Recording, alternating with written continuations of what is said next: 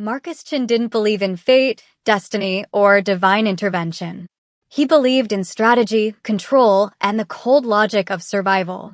Yet here he stood in the marble foyer of Aria, one of Manhattan's most exclusive restaurants, with three tiny hands clutching his designer suit, about to execute the worst plan of his carefully calculated life. His mother had been relentless. A month of phone calls, unexpected visits, thinly veiled disappointment. Those babies need a mother figure, Marcus. You can't do this alone forever. He'd tried reasoning with her, deflecting, even outright refusal. Nothing worked. So he'd opted for the nuclear approach. Bring the girls to the blind date. Watch his potential match flee. Earn himself 6 months of peace. Simple. Foolproof. Except nothing about raising 3 4-year-olds was ever simple. "Daddy, why are we so dressed up?" Mina asked, tugging his hand with surprising force for someone who barely reached his knee. Sora pressed against his leg, eyes wide as she took in the chandeliers and white tablecloths. "It's so fancy." Lily pointed at everything with unrestrained enthusiasm. "Look at the pretty flowers. And the shiny things." His chest constricted. They deserved better than being used as human shields against his mother's matchmaking. But one uncomfortable evening would buy him freedom from the constant pressure to move on, to replace what he'd lost, to pretend his heart wasn't permanently damaged. Then he saw her. She stood near the host station, a black woman in an elegant emerald dress that complemented her rich brown skin perfectly. Her hair was styled in goddess locks that cascaded past her shoulders, and she was scanning the restaurant with an expression that managed to convey both nervousness and determination. When her gaze found him and dropped to the 3 small faces peering around his legs, Marcus braced himself. He knew this part. The forced smile, the awkward excuse about a sudden emergency, the relief in her eyes as she escaped. Instead, she walked directly toward them, her stride confident, purposeful. And when she reached them, she smiled. Not the tight, uncomfortable grimace he expected, but something genuine that lit up her entire face. "Hi there," she said, crouching down to the girl's level without hesitation. "I'm Jasmine. And who are these gorgeous little ladies?" For the first time in 3 years, Marcus Chin had absolutely no script, no plan, and no idea what to do next. Jasmine Roberts had learned early that life was unpredictable. Growing up in Harlem, putting herself through medical school while working overnight shifts, watching her grandmother stretch Social Security to cover both their needs, she understood that rigid expectations led to disappointment. Flexibility, adaptability, resilience. Those were the tools that mattered. But tonight felt different. Tonight had possibility written all over it, even if she couldn't quite explain why. The dating profile had been minimal. Marcus Chin, 35, entrepreneur, single father. The photos showed a devastatingly handsome Chinese-American man with sharp cheekbones and eyes that seemed to look through the camera rather than at it. No smile in any picture. Something about his expression suggested pain carefully locked away. She'd almost swiped left. Too guarded, too intense, too clearly unavailable. Then she noticed something in the background of one photo, a child's drawing displayed prominently on what appeared to be an office wall. A father who honored his daughter's art. That detail had made her swipe right. What she hadn't anticipated was 3 daughters. Or that they'd be present at the restaurant.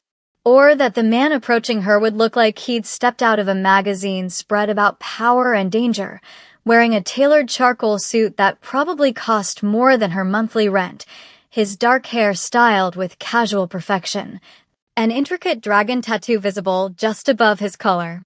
The logical response would be to leave. This was clearly a test, a wall he'd constructed, a way of announcing his unavailability without words. But Jasmine had spent 5 years working in emergency medicine, reading patients, understanding unspoken needs, seeing past defensive mechanisms to the vulnerable humans underneath. And these 3 little girls, they weren't barriers. They were gifts. They deserved someone who would see them as such. So she walked forward, crouched down, and met their eyes with genuine interest. I'm Mina, the first girl announced with unmistakable confidence. I'm 4 3/4. This is Sora, and that's Lily. We're triplets. Triplets. Jasmine's smile widened authentically. That must be amazing. I bet you three have so much fun together. Sora's death grip on her father's pant leg loosened fractionally. Lily bounced excitedly. Do you like waffles? Daddy makes waffles on Saturday mornings, but they're always crispy on the edges. Jasmine laughed, the sound natural and warm. The secret is medium heat and watching carefully. Maybe I could teach him my trick sometime. She rose, finally meeting Marcus's gaze directly. Up close, his features were even more striking. Sharp jawline, intense dark eyes that assessed her with unnerving precision, full lips currently pressed into a thin line. But beneath the scrutiny, she detected something else. Surprise, certainly. Possibly hope, though he was trying hard to suppress it. You're still here. His voice was deep, carrying just a hint of his Korean heritage in the slight accent. Should I not be? She tilted her head, genuinely curious. Most people leave when they realize I come with complications. Jasmine glanced at the 3 pairs of dark eyes watching their exchange with keen interest. These aren't complications. They're blessings. She looked back at him, unwavering. And I'm not most people. Something shifted in his expression, just a flicker, but she caught it. The carefully constructed walls developed a crack. The maitre d' appeared, gesturing elegantly toward their table. Marcus hesitated for just a heartbeat, then nodded. At the table, the girls climbed into their seats with practiced efficiency, clearly accustomed to upscale dining. Mina positioned herself protectively beside her father. Sora chose the seat next to Jasmine without prompting, her movements tentative but deliberate. Lily oscillated between excitement and distraction. So Jasmine began, opening her menu, but keeping her attention primarily on the girls. What do you 3 like to do for fun? We watch cartoons, Lily volunteered immediately. And Daddy reads to us, but he does the character voices all weird. Marcus's jaw tightened almost imperceptibly. I do my best. What kind of stories do you enjoy? Jasmine asked, leaning forward with authentic curiosity. Sora spoke softly, her voice barely audible. Fairy tale stories, but not the scary parts. Jasmine nodded seriously. Very wise. Some of those old tales are actually quite frightening. My grandmother used to tell me stories about real African queens and leaders, women who were incredibly brave and smart. Would you like to hear about one? 3 heads bobbed in perfect synchronization. For the next 20 minutes, Jasmine wove the tale of Queen Zinga, who negotiated with Portuguese colonizers and defended her people with brilliant strategy and unwavering courage. She made her voice dynamic, bringing the narrative to life with expression and gesture. The girls hung on every word, their meals momentarily forgotten. Marcus watched silently, his expression unreadable, but his attention absolute. When their entrees arrived, Jasmine seamlessly helped cut Sora's chicken without being asked, corrected Lily's fork grip with gentle humor, and listened to Mina's detailed argument about why chocolate ice cream was objectively superior to vanilla. You're good with them, Marcus said quietly, his voice meant only for her. I work in pediatric emergency medicine, she replied, spearing a piece of roasted vegetable. Children respond to authenticity. They can sense pretense immediately. She paused. And I'm not pretending. No, he agreed, meeting her eyes directly. You're not. The meal continued with unexpected ease. Jasmine learned that Mina loved to paint, Sora preferred reading, and Lily collected interesting leaves from everywhere they went. She discovered that Marcus owned import-export businesses, a deliberately vague answer that revealed nothing while revealing everything. The dragon tattoo, she realized, was rendered in traditional Asian style, fierce and protective, wrapping partially around his neck. When dessert arrived, an elaborate creation involving chocolate and gold leaf, Jasmine insisted the girls share hers. They giggled as she made playful sounds with the spoon, their earlier reserve completely dissolved. "You're not what I expected," Marcus said as the server cleared their plates. "What did you expect?" "Someone who would run." His honesty was unexpected, almost disarming. That was the plan, wasn't it? Bring the children, scare away the date, tell your mother you made an effort. Jasmine's tone was gentle, not accusatory. His lips curved fractionally. Not quite a smile, but approaching one. "You're perceptive. I'm a doctor. Reading people is essential to the work." She paused, choosing her words carefully. "But here's what you miscalculated. I didn't come here searching for perfection. I came looking for something genuine." Sora yawned, leaning unconsciously against Jasmine's arm. The gesture was trusting, innocent. Jasmine's heart squeezed. "We should go," Marcus said, though he didn't move immediately. "Before they fall asleep at the table." Outside, the November night air was sharp and cold. The girls huddled against their father while the valet retrieved his vehicle. Jasmine pulled her coat tighter, preparing to say goodbye, already feeling the loss of this unexpected connection. "Miss Jasmine." Mina looked up at her, expression serious. "Will we see you again?" Before Jasmine could formulate an answer, Marcus spoke. "Would you be interested in seeing us again?" The question sounded rusty, like he hadn't voiced anything vulnerable in years. Jasmine looked at the three small faces watching her with hope, then at the man who was clearly terrified of what her answer might be. "Yes," she said simply. "I would." Marcus pulled out his phone, handed it to her wordlessly. As she entered her number, Lily tugged her father's sleeve insistently. "Daddy, can Jasmine come make waffles with us?" He looked at Jasmine, something shifting behind his carefully controlled expression. "Saturday? If you're available. I work until 2, but I could come after." "We'll wait." The certainty in his voice sent warmth through her chest. As the sleek black Range Rover pulled away, 3 small hands waved frantically from the back window. Jasmine waved back, grinning foolishly. She had no idea what she was stepping into. She didn't know about the empire he controlled, the dangers that shadowed his world, the secrets that would soon unravel. All she knew was that she'd just met 4 people who made her feel something she hadn't felt in years. Needed. What Jasmine didn't see was the dark sedan parked across the street, or the man inside who had photographed her with the Chen family, or the message he sent the moment she turned away. Target identified. The boss has a vulnerability now. Saturday afternoon sunlight poured through the floor-to-ceiling windows of Marcus's Tribeca penthouse. Jasmine stood in the expansive foyer, momentarily stunned.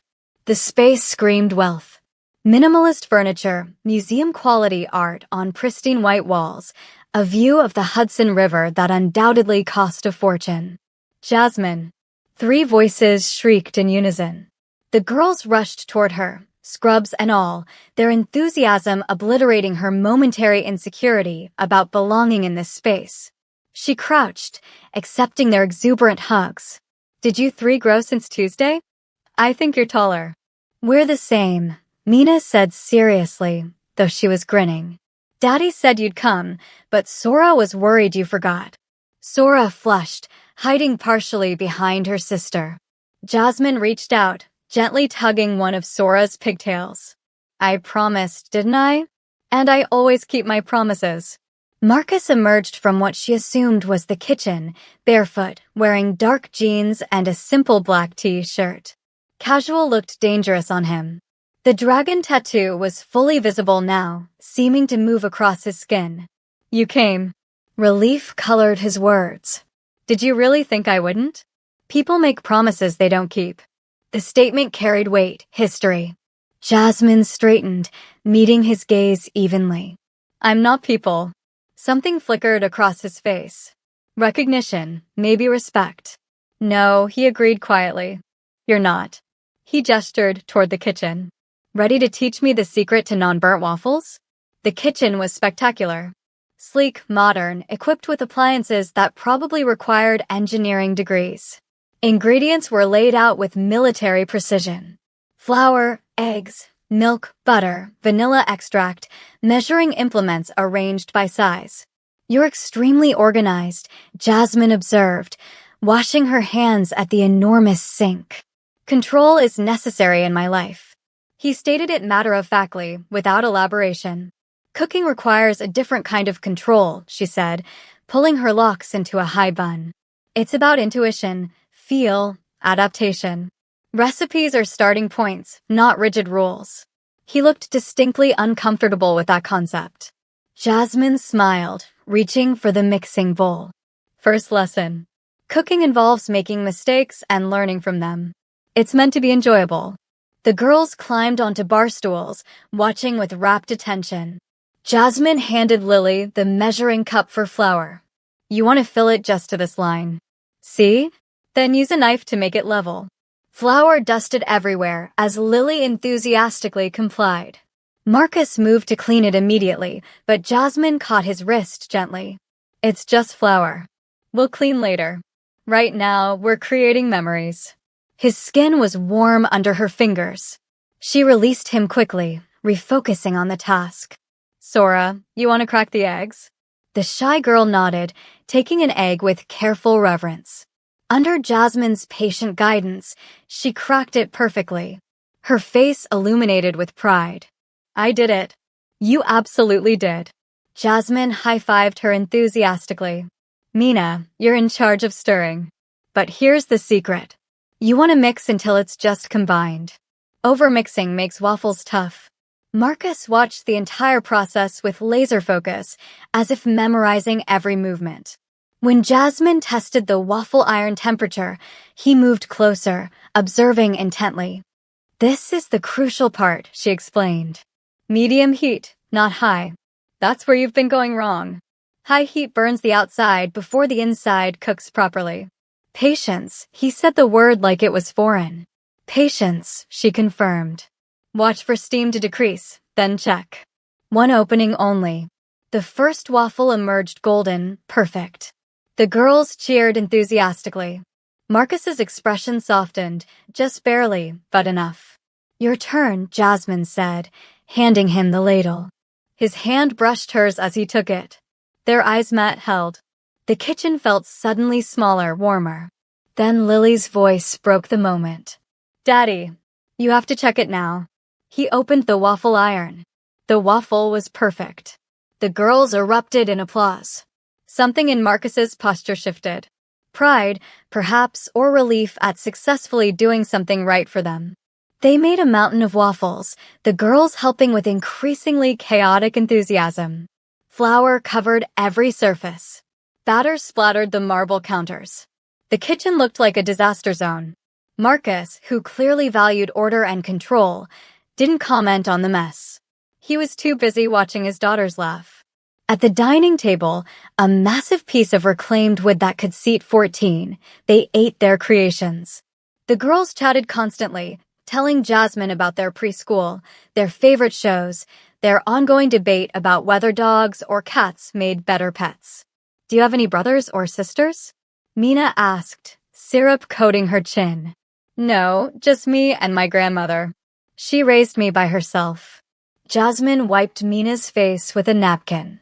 She worked multiple jobs to make sure I could go to medical school. That's a lot of jobs, Lily said, eyes wide with concern. It is, but she did it because she loved me and wanted me to have opportunities she didn't have. Jasmine caught Marcus watching her intently. Family makes sacrifices for each other. That's what love looks like. Sora's small voice broke the comfortable silence. Our mommy died when we were babies. The atmosphere shifted instantly. Marcus's jaw tightened visibly. Jasmine set down her fork carefully, giving the moment the gravity it deserved. I'm so sorry, sweetheart. That must be very difficult. We don't remember her, Mina added matter-of-factly. Daddy has pictures, but they make him sad, so we don't ask about them much. Jasmine's heart cracked. She looked at Marcus, saw the pain he worked so hard to conceal. A man raising 3 daughters alone, carrying grief he couldn't fully express, building walls to protect himself from more loss. Your mother must have loved you so much, Jasmine said gently. And your father loves you enough for 2 parents. I can see that clearly.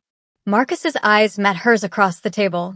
In them she saw gratitude, vulnerability, and warning, as if he was saying, "This is what you're walking into." Grief, complexity, baggage. She held his gaze steadily, unflinching. "I'm not running." After breakfast, the girls dragged Jasmine to their playroom, a wonderland of toys, art supplies, and books. While they drew pictures of Jasmine as a superhero, she and Marcus cleaned the kitchen in comfortable silence. "You're good at this," he said, washing a mixing bowl carefully. "At dishes. At being with them. Talking to them. They've had many nannies. Good women, competent professionals. But none of them connected with my daughters like you do." Jasmine dried a plate, considering her words. Children know authenticity instinctively. They can sense when someone sees them as a job versus seeing them as people. "I don't see your daughters as a responsibility. I see 3 incredible little humans who deserve to be loved exactly as they are." He stopped washing, turned to face her fully. "Why are you doing this? You barely know us. I could ask you the same thing. Why did you text me 5 times between Tuesday and today? Why did you wait for me even though I had to work late?" Marcus was quiet for a long moment. "Because in 15 years of everything I've built, every choice I've made, I've never met someone who looks at my daughters and sees possibility instead of complication. Who looks at me and doesn't see." He stopped, reconsidered. "Doesn't see what?" Jasmine prompted gently. "Something to be afraid of." She set down the dish towel, moved closer. Close enough to see the flecks of gold in his dark eyes, the faint scar bisecting his left eyebrow, the way his pulse beat visibly at his throat. "I'm a doctor in the emergency room at Mount Sinai. I see terrifying things every single shift. Real danger, real trauma. You're a father who burns waffles trying to make his daughters happy. You're a man who displays their artwork in your office." She paused. "Whatever else you are, that's what I see first." His hand came up, hesitated, then gently cupped her cheek. The gesture was tender, questioning. His thumb brushed across her cheekbone with exquisite gentleness. "You should be afraid," he whispered. "I'm not a good man, Jasmine. Maybe not. But you're a good father. And right now, that's what matters." They stood there, caught in a moment that felt both inevitable and terrifying. Then Lily's voice rang out from the playroom. "Jasmine, come see. You have superpowers." Marcus stepped back, the spell broken. But something had shifted between them irreversibly. A door opening, walls cracking. When Jasmine finally left hours later, the girls refused to release her until she promised to return. Marcus walked her to the elevator, his daughters watching from the doorway with hopeful expressions. "I need to tell you something," he said as the elevator approached. "My life is complicated. There are aspects of my work, my family, my world that might make you want to run." "Then tell me." "Not yet." His jaw tightened. "Not until I know you won't disappear." The elevator chimed its arrival. Jasmine stepped inside, turned to face him. "Marcus, whatever you think I should be afraid of, I grew up in Harlem during difficult years. My grandmother worked night shifts in neighborhoods where violence was common. I'm not fragile, and I don't scare easily." The doors began closing. His hand shot out, stopping them. "Tuesday. Dinner, just us. I'll tell you everything." "Okay." He released the door. As she descended, Jasmine pressed her hand to her chest, feeling her heart race. Whatever secrets Marcus carried, whatever danger lurked in his world, she was already in too deep. What neither of them noticed was the man in the lobby pretending to read a newspaper, or the way he followed Jasmine's Uber with professional precision, or the call he made the moment she entered her apartment building. She's a doctor. No criminal record, no protection detail. She's perfect leverage. A pause. "Yes, sir." "The moment you give the order." Tuesday evening found Jasmine standing outside an unmarked restaurant in Chinatown, checking the address Marcus had sent 3 times.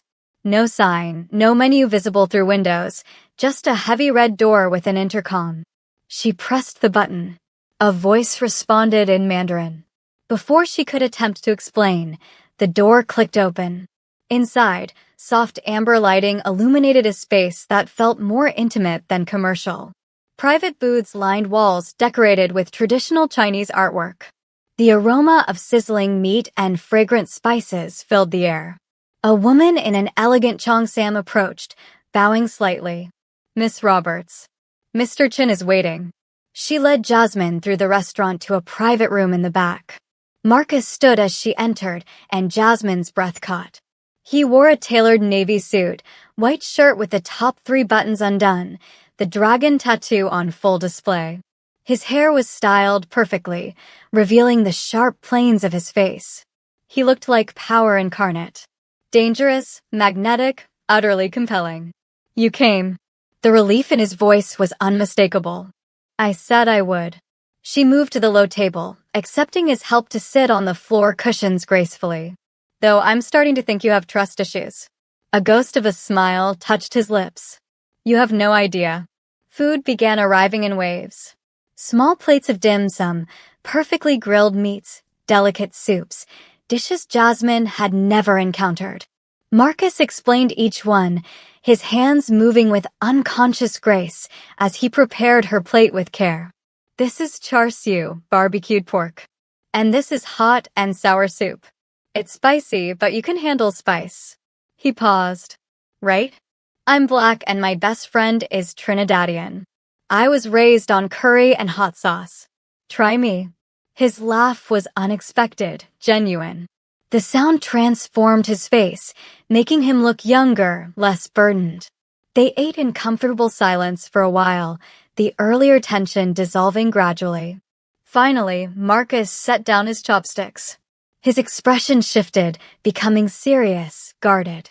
"I promised you truth," he began carefully. "So here it is. My import-export businesses are legitimate, but they're not my only operations." Jasmine's pulse quickened, but she kept her expression neutral, professional. "I'm listening." "My family has been in New York for 3 generations. We came from Seoul with nothing. My grandfather built connections, established networks. Some legitimate, some less so." He met her eyes directly. "I inherited an organization that operates in gray areas. Protection services for Asian businesses, mediation of disputes, control of certain territories." Jasmine processed this carefully, her medical training helping her stay calm. "You're telling me you're in organized crime?" "We don't use that terminology, but yes. I control Korean organized crime operations in the tri-state area. No hesitation, no sugarcoating, no attempt to minimize." She should have been shocked, horrified, running for the door. Instead, she found herself oddly calm. Maybe because she'd suspected something wasn't entirely legal. Maybe because the danger she'd sensed in him now had context. "Are you involved in drugs? Human trafficking?" Her voice was steady, clinical. "No." The answer was immediate, emphatic. "Never. Those are lines I won't cross under any circumstances. My operations focus on gambling, protection services, loan operations, and controlling distribution channels for certain goods. I keep violence minimal. I don't involve civilians. But there is violence." "Yes." He didn't look away, didn't flinch. "When necessary. To protect my people, to maintain order, to prevent worse organizations from gaining power." Jasmine absorbed this, her mind racing through implications and consequences. "Why are you telling me this now?" "Because if you continue seeing me, seeing my daughters, you need to understand the world you're entering. There are rivals, enemies, people who would use anyone close to me as leverage." His jaw tightened visibly. "After Saturday, after you left, my head of security informed me that someone had been watching my building. Following you." Ice flooded her veins. "Someone followed me?" "We identified him. He works for the Volkov family. Russian organization that's been trying to expand into Korean territories for years. They've been aggressive lately, probing for weaknesses." Jasmine's hands clenched in her lap involuntarily. "And I'm a weakness." "You could be. Which is why I'm giving you a choice right now." He paused, the vulnerability in his expression almost painful to witness. "Walk away tonight. I'll have you protected until things settle, ensure you're safe. Or..." He paused again. Or you stay. Let me keep you safe. Let me bring you into this world fully, with all the protection that entails. Protection meaning what exactly? Security detail. New apartment if necessary. Background checks on everyone in your life. Limited freedom in some ways, enhanced safety in others. Jasmine stood abruptly, needing space to process, to think clearly. She paced the small room, her mind warring between logic and emotion. Logic said run. Walk away from the dangerous man and his dangerous world. Protect yourself, your career, your future. But emotion remembered 3 little girls who lit up when she walked in. A man who looked at her like she was precious and terrifying in equal measure. A connection that felt more real than anything she'd experienced in years. What about your daughters? She asked finally. They're already targets, aren't they? Pain flashed across his face, raw and unmistakable. Every single day. Which is why they have the best security available. Why they attend a private school with thoroughly vetted staff. Why I've sacrificed everything to keep them safe. And their mother? How did she die? Marcus stood slowly, his entire body tense coiled. Childbirth complications. Nothing to do with my work. His voice was tight, controlled. But I wonder every day if the stress of being with me, of knowing what I was, contributed to it. Jasmine moved closer, seeing the raw guilt he carried like a physical weight. That's not how medicine works. Complications happen. Bodies fail sometimes, and it's no one's fault. Logically, I know that. But logic doesn't stop me from feeling responsible. His voice cracked slightly, betraying the emotion beneath. I haven't let anyone close to my daughters since. Haven't let anyone close to me. Because everyone I care about becomes vulnerable. Yet here I am. Here you are. He reached out, his hand hovering near her face, but not quite touching, seeking permission. And I'm terrified because I already care what happens to you. My daughters already ask when you're coming back. You've become important in less than 2 weeks, and that makes you dangerous to my control. Jasmine caught his hand firmly, pressed it against her cheek. I'm not fragile. I've worked trauma emergency medicine for 6 years. I've held people as they died. I've been threatened, assaulted, cursed at. I understand danger intimately. She turned her head, pressing a kiss to his palm. What I need to know is, do you want me in your life, in their lives? Or is this obligation, guilt, protective instinct? His other hand came up, framing her face with both hands now. His thumb traced her lower lip slowly, his dark eyes tracking the movement with intensity. I haven't wanted anyone in 15 years. Haven't let myself feel anything beyond duty and anger and determination. His voice dropped to a whisper. Then you walked into that restaurant, crouched down to my daughter's level, and smiled at them like they were the most important people in the world. His forehead touched hers gently.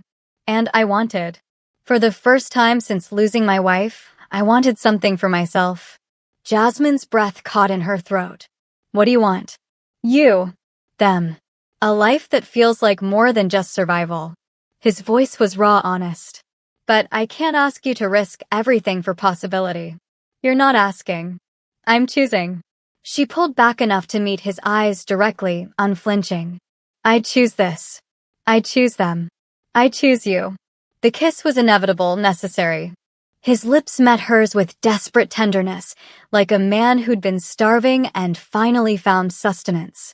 Jasmine melted into it, her hands fisting in his suit jacket, pulling him closer, erasing any distance between them. When they finally broke apart, both breathing hard, Marcus rested his forehead against hers. There's more you need to know. My family, my mother especially. She's traditional. She won't approve of you. Because I'm black. Yes. His honesty was brutal, but she appreciated it. And because you're not Korean, not connected to the organization, an outsider. He looked pained. She'll make things difficult. Jasmine straightened her shoulders, drawing on years of experience facing prejudice. I've dealt with racism my entire life. In school, in medical school, at work. From patients, from colleagues, from strangers. I'm not naive about what I'm walking into. She cupped his jaw firmly.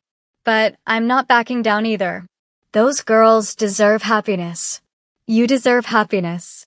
And if your family can't see that, that's their limitation, not mine.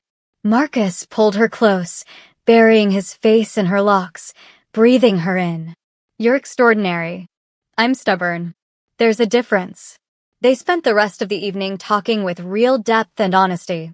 He told her about his childhood in Flushing, learning the family business young, the crushing weight of expectations.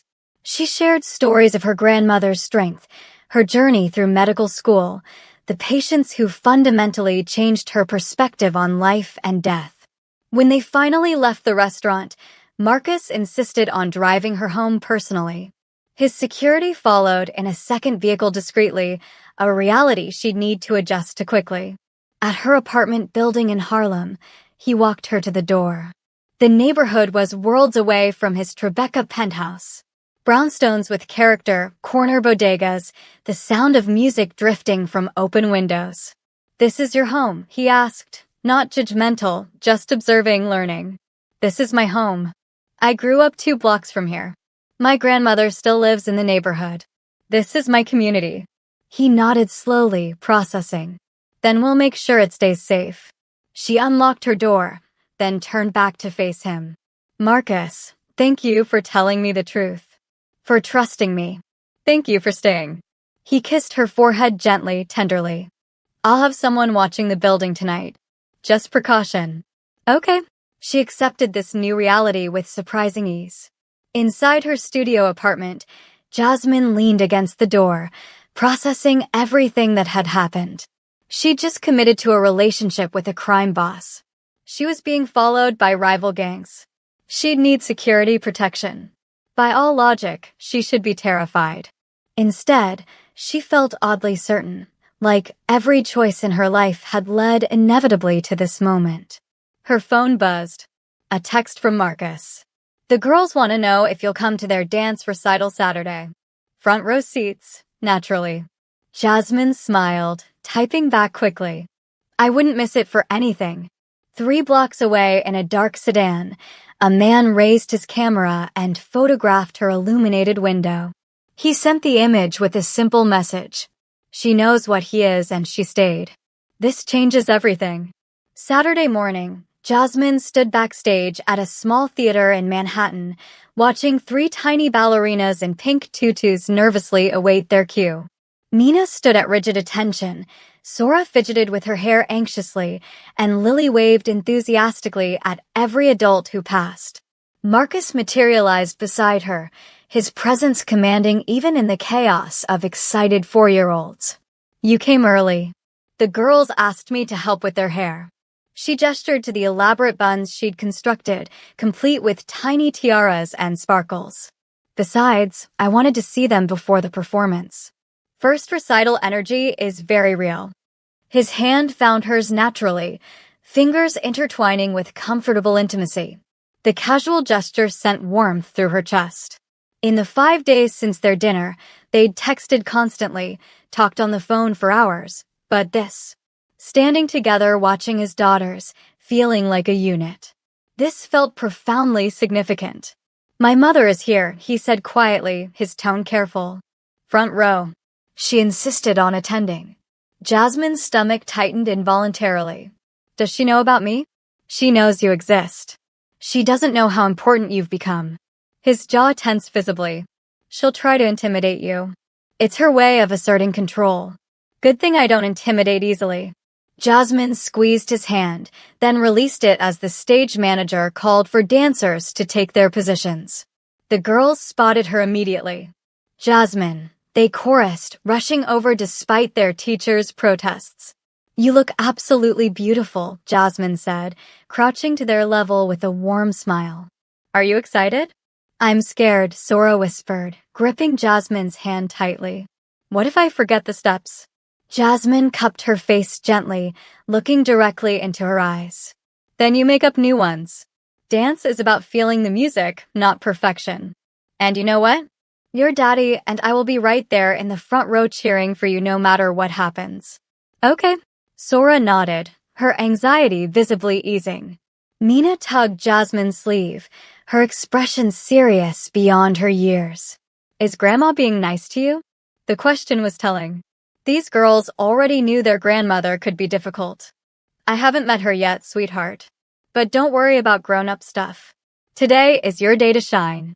The stage manager herded the dancers toward the stage entrance with increasing urgency. Jasmine straightened, feeling Marcus's presence behind her like a shield, protective and solid. She already loves you, he murmured, watching Mina's protective question register. They all do. They're easy to love. In the auditorium, Marcus led her to the front row.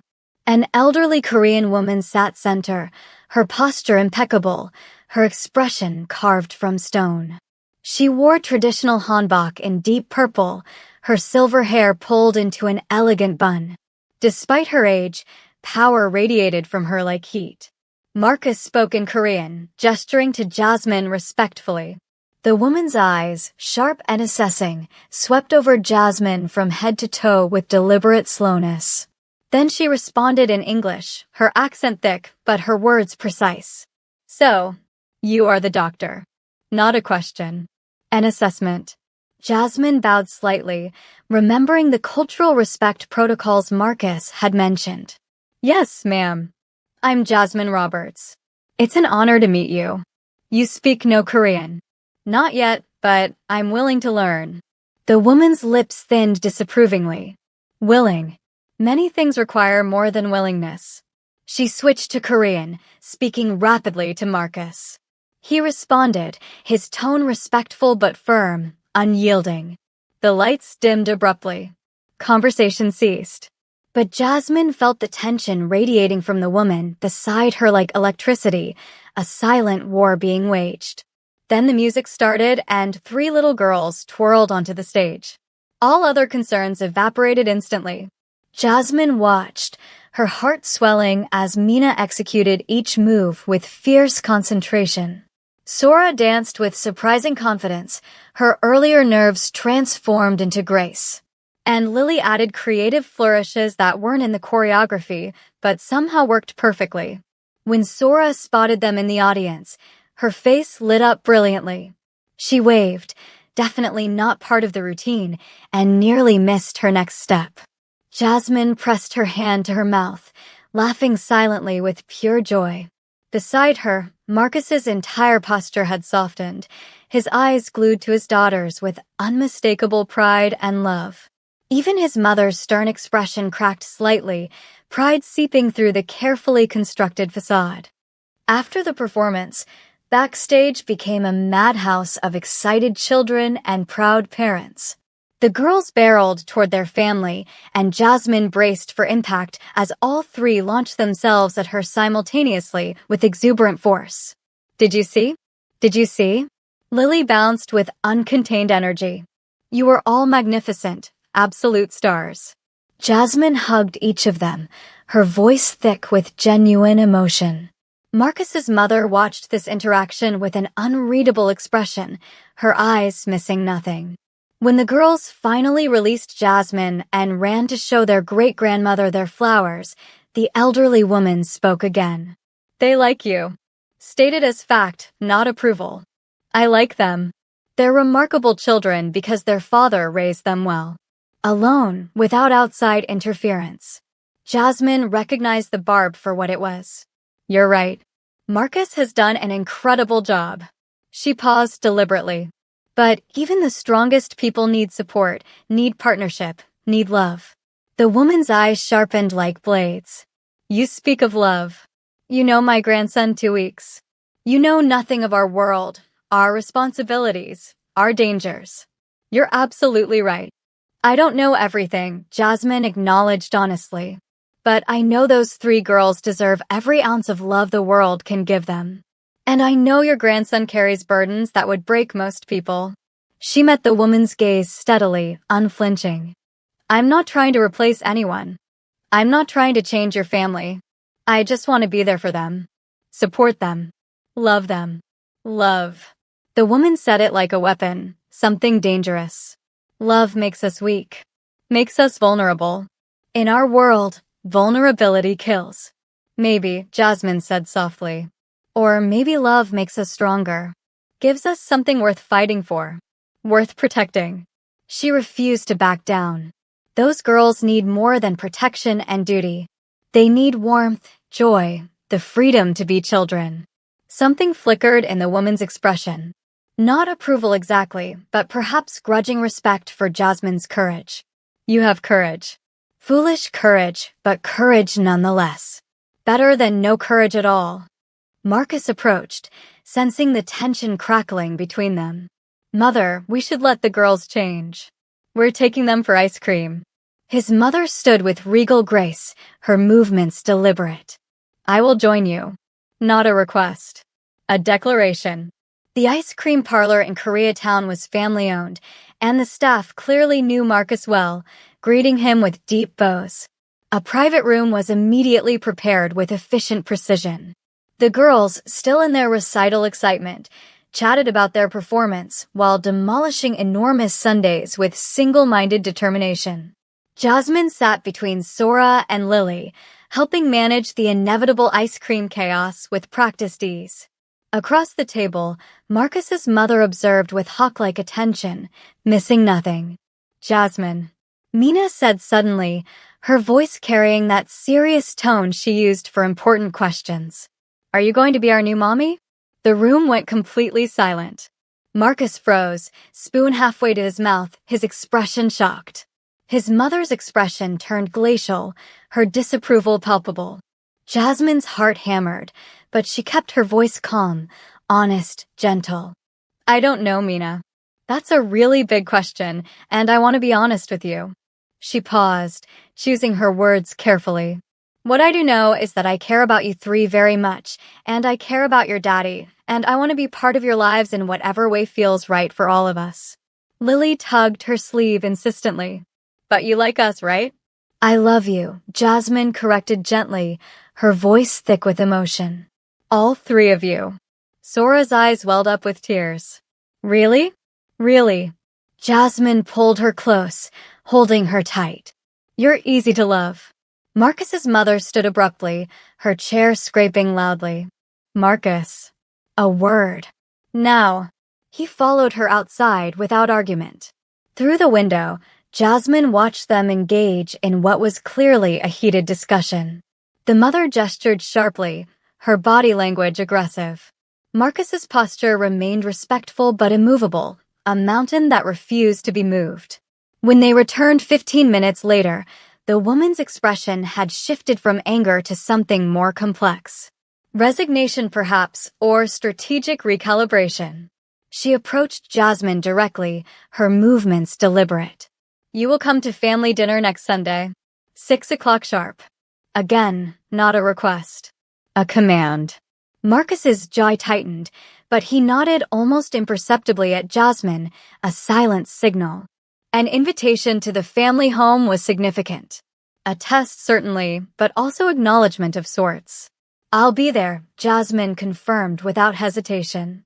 The mother left shortly after, her departure as commanding as her presence had been. The girls immediately relaxed, the tension they'd been unconsciously holding melting away like ice in sunshine.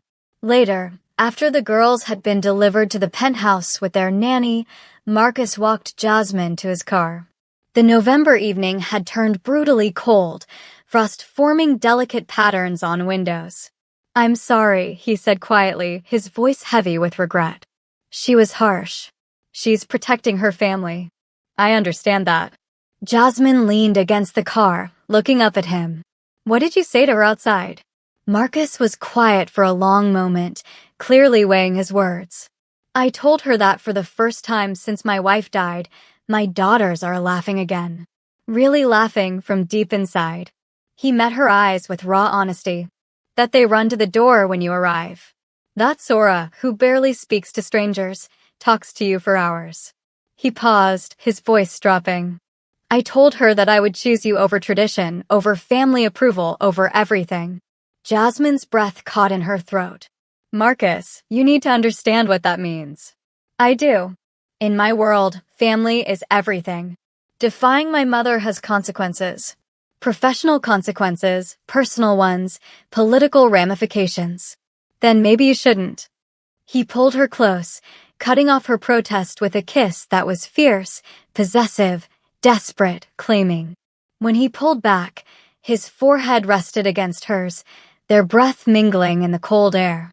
"Don't ask me to choose between you and my family," he whispered. "Because I've already chosen. It's you. It's always going to be you." Jasmine's eyes burned with unshed tears.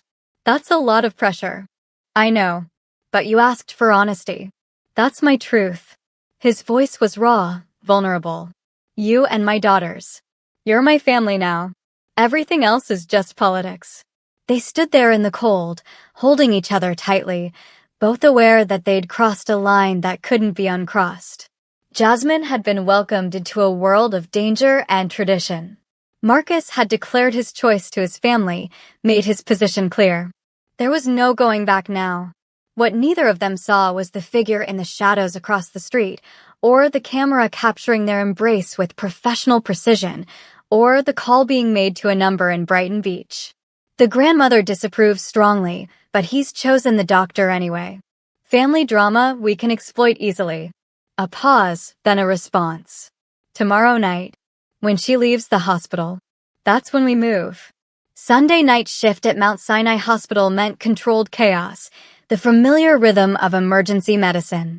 Jasmine moved through the ER with practiced efficiency, her mind focused on patients even as part of her consciousness buzzed with anticipation for the family dinner tomorrow. At 11 p.m., she stepped outside for a rare break, pulling her jacket tight against the December cold that bit through fabric. The ambulance bay was relatively quiet, just the distant wail of sirens and the constant hum of the city that never truly slept. Her phone buzzed. A text from Marcus. "The girls insisted I send you this." An attached photo showed all three girls in matching pajamas holding a sign that read, "We miss Jasmine," in colorful crayon. Her heart melted completely. She was typing a response when she noticed the black van. It had been parked in the same spot for the past hour, engine running, exhaust visible in the cold air. Something about it prickled her instincts sharply. The same instincts that warned her when a patient's vitals were about to crash, when something was wrong even before monitors confirmed it. Jasmine turned to go back inside, moving quickly. The van's doors opened with deliberate precision. 3 men emerged, moving with coordinated efficiency. Professional, dangerous, clearly experienced. She ran without thinking, pure survival instinct taking over. Her years of ER training kicked in automatically. Assess the threat, create distance, find help, survive. She made it 15 feet before a hand clamped over her mouth brutally, another arm wrapping around her waist like iron. Training took over completely. Jasmine drove her elbow back hard, connecting with ribs. She stomped down on an instep with all her weight, twisted violently, fought with everything she had. But there were 3 of them, and they were prepared for resistance, trained for this exact scenario. "Don't hurt her," one barked in Russian, his accent thick. "Boss wants her intact, undamaged." A cloth pressed against her face forcefully. Chemical smell, sharp and medicinal. Jasmine held her breath desperately, still struggling with fading strength, but her vision was already blurring at the edges. The last thing she saw before darkness claimed her was her phone fallen on the pavement, screen cracked. Marcus's text still glowing on the broken screen. Marcus was reviewing security reports in his home office when his phone rang, shattering the quiet. An unknown number, unlisted. He almost didn't answer, but something, instinct or premonition, made him pick up on the 4th ring. "Mr. Chin." The voice was male, Russian accent thick and unmistakable. "We have something of yours."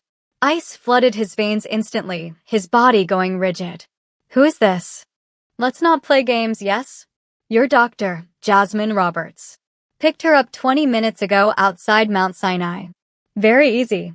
"Your security was inadequate, disappointing really." Marcus's hand tightened on the phone hard enough that the case cracked audibly. "If you've hurt her." "She's fine for now," the voice interrupted smoothly. "Volkov sends his regards."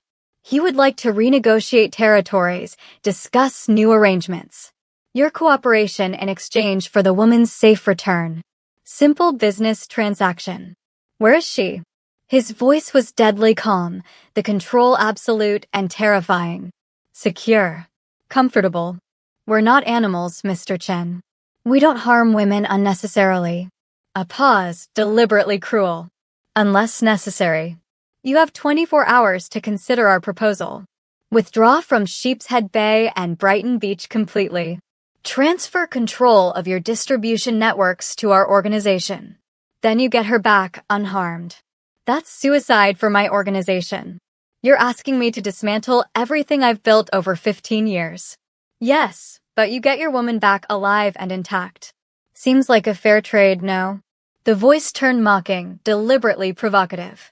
Unless she's not that important. Just another piece, replaceable. We can always return her damaged if you prefer. Marcus closed his eyes, rage and fear warring violently in his chest. Every instinct screamed to negotiate, to comply, to protect Jasmine at any cost, to give them everything they demanded. But he built his reputation on never showing weakness, never surrendering to threats, never backing down. If he caved now, it would never end. They'd know they could control him through her, manipulate him endlessly. His daughters would be next. Then his mother. Then everyone he cared about. Let me speak to her, he demanded, his voice steel. Proof of life. Rustling sounds, footsteps, muffled voices. Then Jasmine's voice, groggy but defiant, unmistakably strong. Marcus. Jasmine. His voice cracked despite his iron control. Are you hurt? I'm okay. They haven't. The phone was yanked away abruptly. Satisfied? 24 hours, Mr. Chen. We'll be in touch with meeting details. Don't disappoint us. The line went dead.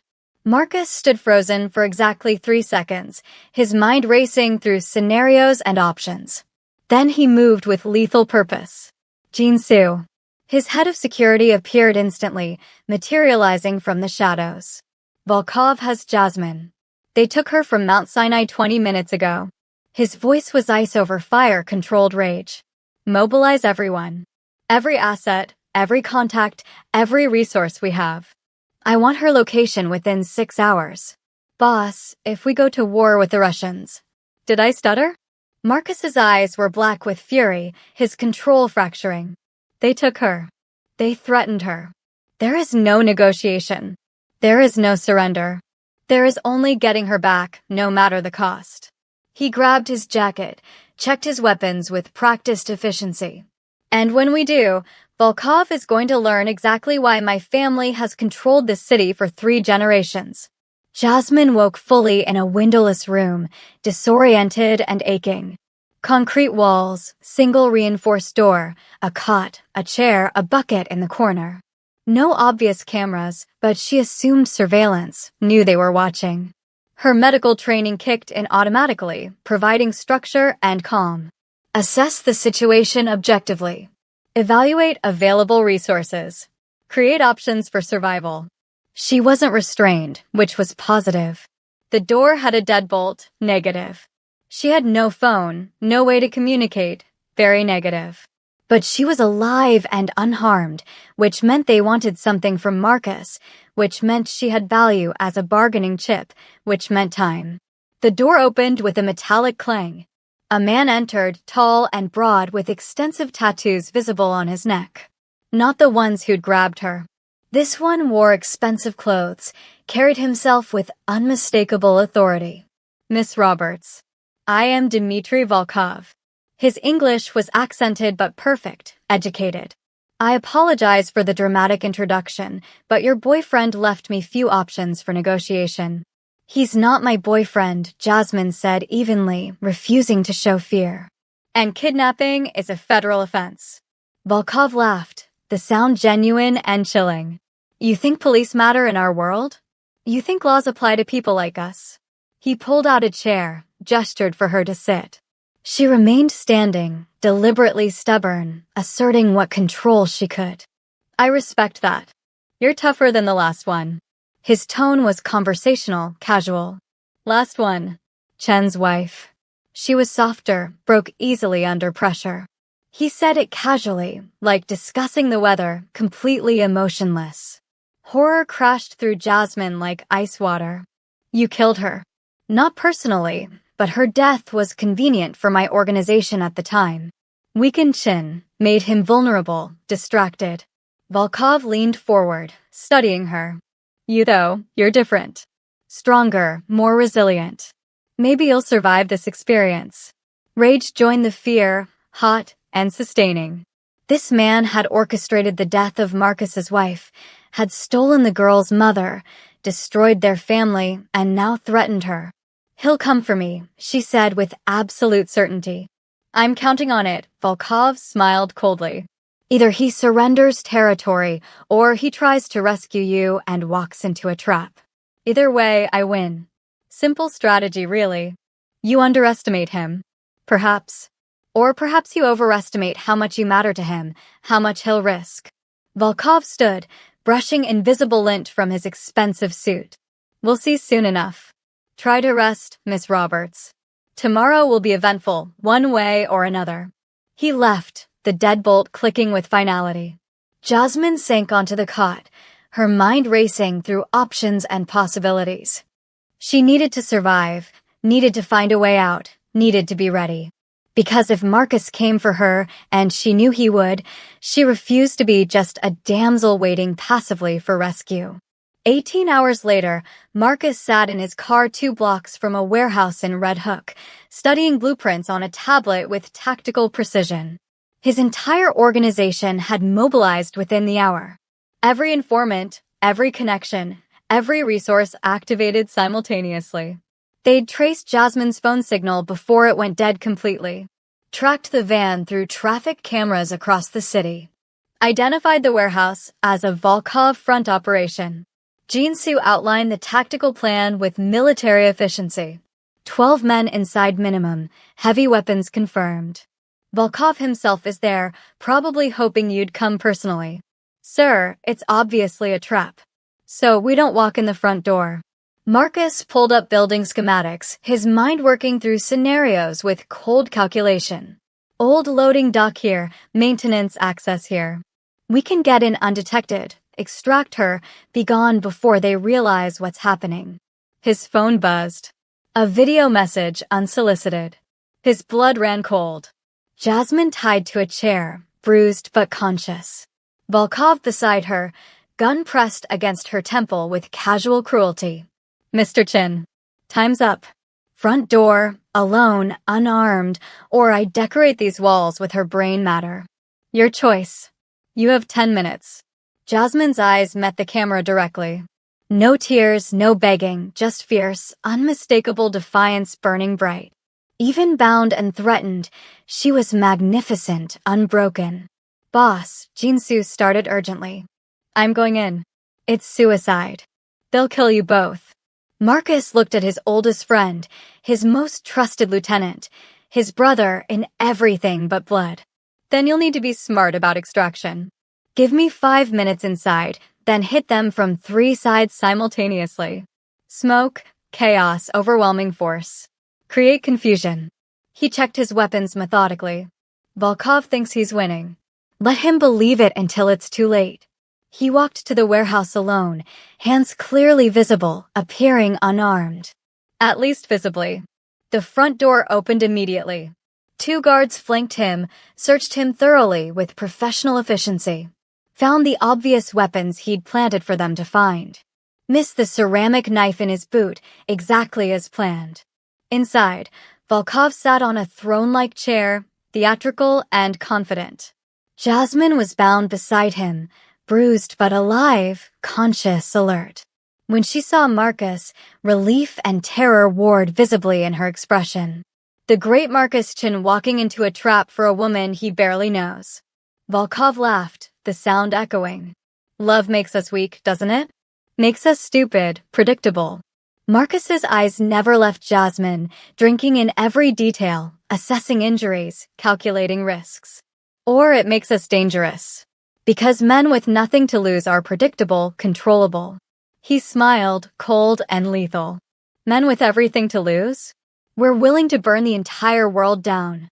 Brave words from a man surrounded by my guns, outnumbered and outmaneuvered. Your guns. My city. Your warehouse surrounded by my people as we speak. Marcus checked his watch deliberately. 3 minutes ago, your supply lines were cut completely. 2 minutes ago, your lieutenants were arrested by contacts in NYPD. We have connections you can't imagine. 1 minute ago, your accounts were frozen solid. Volkov's confidence flickered, uncertainty creeping in.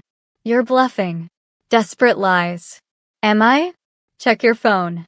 See how many calls you've missed in the last hour. How many frantic messages? Volkov grabbed his phone with sudden urgency. His face paled dramatically as he scrolled. 42 missed calls. Frantic messages. Chaos unfolding in real time.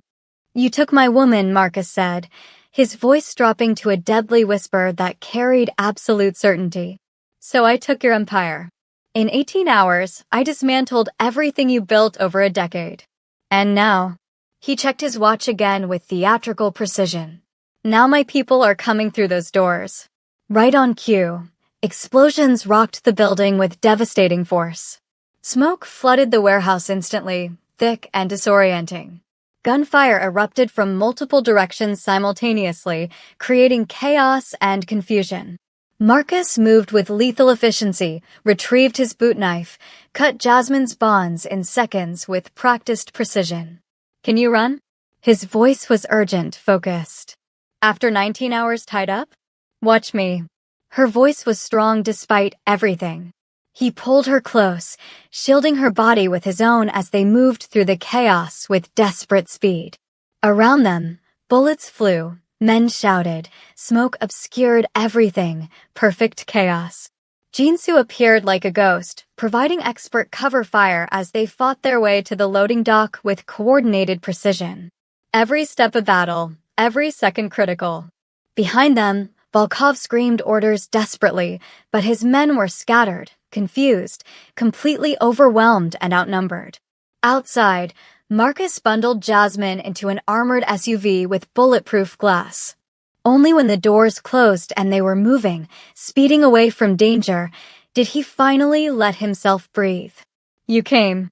Jasmine whispered, her voice breaking with emotion and relief. Did you think I wouldn't? He pulled her against his chest tightly, his hands shaking slightly as they cradled her head protectively. You're mine. No one takes what's mine and lives. She laughed, the sound half sob, pure emotion. Possessive much? Absolutely. He kissed her forehead, her cheeks, finally her lips with desperate tenderness. And if anyone ever tries this again, I will end them. Their families, their organizations, everything they've ever built or cared about. Jasmine pulled back enough to meet his eyes directly. Volkov said something. He said he killed your wife, orchestrated it deliberately. Marcus's expression turned to stone, all emotion draining away, replaced by something cold and deadly. What? He bragged about it. Said her death weakened you strategically, made you vulnerable. She watched his reaction carefully. Marcus. Rage, pure and incandescent, flared in his eyes like fire. Then he controlled it with visible effort, banking the flames through sheer willpower. He spoke into his phone, his voice absolutely calm and therefore terrifying. Jinsu. Volkov doesn't leave that warehouse alive. I don't care how you do it. Make it painful. Make it memorable. Send a message no one will ever forget. 20 minutes later at his penthouse, Marcus personally checked every inch of Jasmine for injuries with clinical thoroughness. The bruises on her wrists from the restraints made him curse viciously in Korean. He treated each one with gentle precision, his hands steady despite the fury radiating from him in waves. I should never have let you go to work. Should have insisted on closer protection, better security. This isn't your fault, Jasmine said firmly. It's exactly my fault. You're in danger because of me, because I was selfish enough to want you in my life, despite knowing the risks clearly. Jasmine grabbed his hands forcefully, making him stop fidgeting with bandages, forcing him to look at her. Marcus, look at me. Really look at me. When he did, she saw the guilt eating him alive, consuming him from inside. I chose this. I chose you. I chose them. And I'd choose it again without hesitation, understanding everything. You could have died tonight, but I didn't. Because you came for me. Because you're brilliant and terrifying and exactly as dangerous as you need to be to keep us safe. She cupped his face tenderly. I'm not going anywhere. Understand? I'm not going anywhere. The callback to their conversation wasn't lost on him. Marcus pulled her close, burying his face in her neck, his body shaking slightly with suppressed emotion. I love you, he whispered against her skin. I shouldn't. It's too fast, too dangerous, too complicated. But I do. I love you desperately. Jasmine's breath caught in her throat. Say it again. He pulled back, meeting her eyes with absolute certainty and raw vulnerability. I love you, Jasmine Roberts. You and my daughters are my world now, my entire world. Everything else is just noise, just business, just survival. I love you too. She kissed him deeply, pouring every ounce of emotion into it. All of you. The good, the dangerous, the complicated, everything. The next morning, 3 little girls burst into their father's bedroom and found Jasmine asleep beside him, safe and whole and present. Their shrieks of pure joy woke the entire floor. And in a warehouse in Red Hook, Volkov's body was discovered with a message carved into the wall beside him in both English and Russian. No one threatens the Chin family and lives. The message was clear, unmistakable, absolute. 6 months later, the Chin family estate in Westchester was transformed for celebration. Cherry blossoms imported from Korea decorated every surface with delicate beauty. Traditional Korean lanterns hung alongside string lights, creating magical ambience. 2 cultures merged seamlessly, beautifully, respectfully. Jasmine stood in the bridal suite, her grandmother adjusting the hanbok-inspired wedding dress they designed together with love and care. White silk with African Kent cloth accents at the hem and sleeves, gold threading connecting the patterns. Traditional and revolutionary all at once. You sure about this, baby? Her grandmother's voice was gentle, concerned. It's not too late to run if you're having doubts. Jasmine laughed, the sound bright and certain. Grandma, I've been sure since that first dinner when he walked in with 3 adorable saboteurs and thought he could scare me off with complications. A knock interrupted them. Mina peeked in, wearing her flower girl dress, a miniature version of Jasmine's gown. Sora wants to know if you're ready. Also, Lily ate 4 cookies from the reception and might throw up, so that's happening. Normal. So perfectly chaotic. Exactly her life now. The ceremony blended traditions beautifully. Korean and African American customs, and simply theirs, unique and meaningful. Marcus's mother sat in the front row, her expression still stern, but her eyes suspiciously wet with emotion she couldn't quite hide. She'd come around slowly, grudgingly, but seeing her great-granddaughters genuinely happy had eventually won her over completely. When Marcus lifted Jasmine's veil with trembling hands, his smile was radiant, transforming his entire face. You came. I always do, she grinned, tears streaming down her face. And I always will.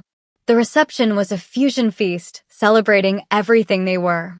Korean barbecue alongside Caribbean jerk chicken, traditional wedding cake next to bingsu, kimchi next to collard greens. 2 communities merged by love, respect, and determination. During their first dance, Jasmine whispered, no regrets at all. Only that I didn't bring the girls to every date, Marcus murmured against her hair. Would have saved time, avoided all that pretense. You're mine now, she countered playfully. Officially, legally, permanently, forever. So possessive, he teased, spinning her gracefully. Absolutely. He pulled her close, his voice dropping intimately. She's not going anywhere. None of them are. Never again. 3 little girls crashed into them with typical enthusiasm, demanding to dance too, refusing to be left out. They laughed, making space, creating a circle of 4 that became the center of everything that mattered. A failed blind date had become an epic love story. A sabotage had become salvation, transformation, redemption. And a Korean crime boss who thought he could scare away connection had found exactly what he needed most. A woman brave enough to stay, strong enough to love him, fierce enough to protect his daughters, and stubborn enough to never, ever go anywhere. If you enjoyed this emotional journey of love, danger, and family, don't forget to like this video, subscribe to our channel for more incredible romance stories, and hit that notification bell so you never miss our next upload. Share your thoughts in the comments below. What was your favorite moment? Would you have stayed like Jasmine did? We'd love to hear from you. Thanks for watching, and we'll see you in the next story.